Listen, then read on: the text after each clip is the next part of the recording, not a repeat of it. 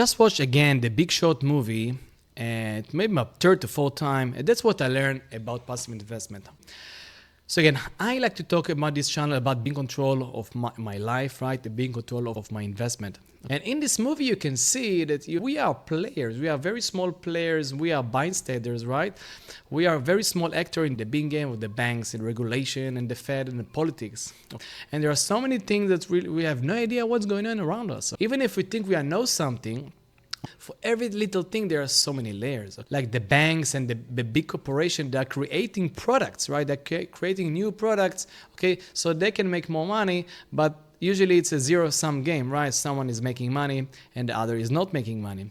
Also, what I'm learning about this thing, this big hedge fund did, they made a lot of money, but they put major risk on their fund and on their investors fund, right? Because they did the research, they found something not everybody see, and they hedge, they bet against the real estate market, they bet against the banking system, and they won, right?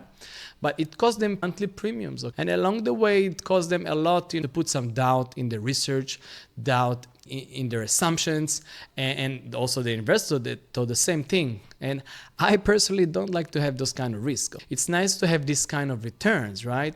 And of course, also many people lost a lot of money during this time.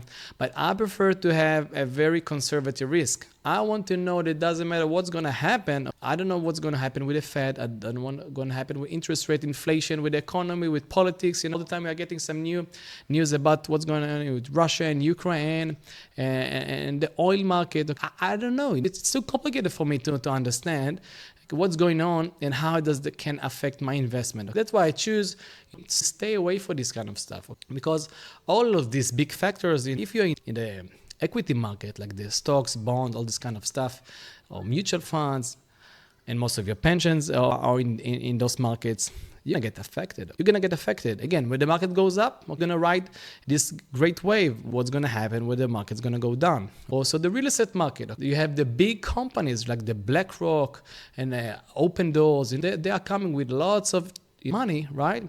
And they're just buying the houses, buying neighborhoods. They are building a lot. And they to make very slim profit because they are working on volume, okay?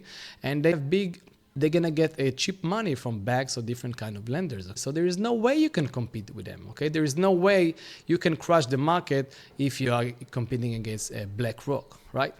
That's why I like private lending, okay? It's a very small space. It's not crowded, okay?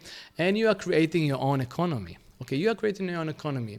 You put enough buffer to your principal that it's very hard to lose money as a private lender if you did the wrong research. But the benefit is you are getting the monthly cash flow that you are not getting in the stock market. You are not getting in many markets. In the real estate market, you are getting some of it, but the yield is very low, and you need to use this buffer to cover some future expenses like maintenance, all this kind of stuff.